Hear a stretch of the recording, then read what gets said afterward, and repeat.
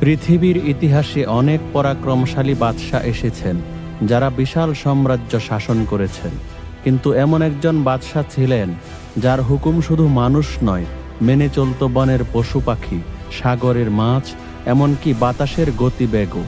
শুধু তাই নয়, মহান আল্লাহ তাঁর অনুগত করে দিয়েছিলেন আগুন দিয়ে তৈরি এক অদৃশ্য ও শক্তিশালী জাতি, জিন জাতিকে।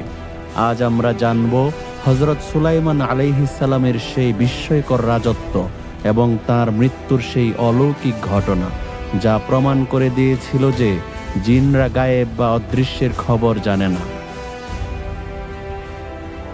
সম্মানিত দর্শক, আপনি যদি আমাদের চ্যানেলে নতুন হয়ে থাকেন তাহলে আমাদের চ্যানেলটিকে সাবস্ক্রাইব করতে ভুলবেন না।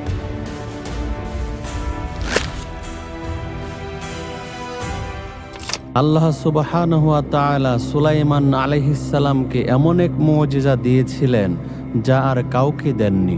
বাতাস ছিল তার বাহন। তিনি সকালে 1 মাসের পথ এবং বিকেলে 1 মাসের পথ অতিক্রম করতেন। আর তার জন্য আল্লাহ মাটির নিচ থেকে গলিত তামার ঝর্ণা প্রবাহিত করেছিলেন। কেউ বিন্দুমাত্র অবাধ্য হলেই নেমে আসতো আগুনের শাস্তি।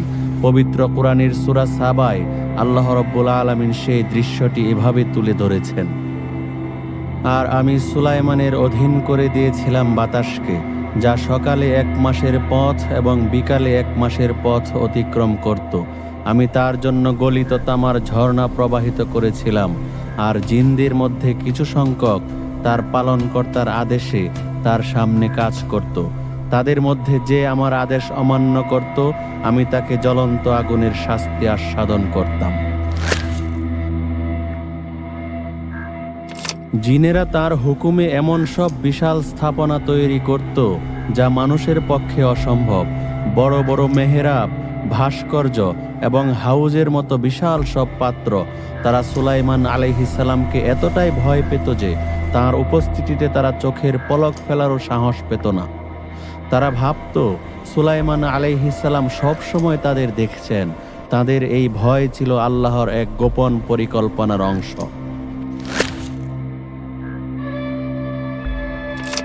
অবশেষে নির্ধারিত সময় ঘনিয়ে এলো।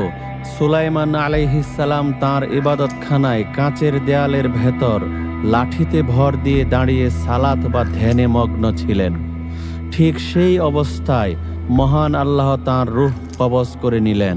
তিনি মারা গেলেন, কিন্তু তার দেহ মাটিতে পড়ে গেল না। লাঠিতে ভর দিয়ে তিনি দাঁড়িয়েই রইলেন, যেন তিনি জীবিত। বাইরে থাকা জিনেরা কাঁচের ভেতর দিয়ে তাকে দেখছিল। তারা ভাবল বাদশাহ জীবিত এবং তাদের কাজের তদারকি করছেন। ভয়ে তারা হাড় ভাঙ্গা খাটুনি খেটেই চলল। দিনের পর দিন, মাসের পর মাস কেটে গেল, কিন্তু তারা জানতো না তাদের সামনে দাঁড়িয়ে আছে কেবল এক নিথর দেহ।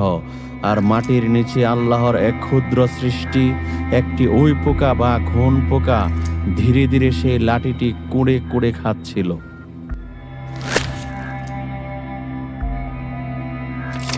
অবশেষে যখন উই পোকা লাঠিটির ভেতরটা খেয়ে ফেলল, লাঠিটি ভার সইতে না পেরে ভেঙে গেল। আর সাথে সাথে সুলাইমান আলাইহিসসালামের পবিত্র দেহ মোবারক মাটিতে পড়ে গেল।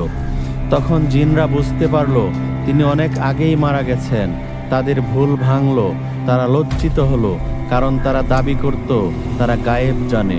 কিন্তু এই ঘটনা প্রমাণ করল, যদি তারা গায়েব জানতো তবে এতদিন এই কষ্টের কাজ করতে হতো না।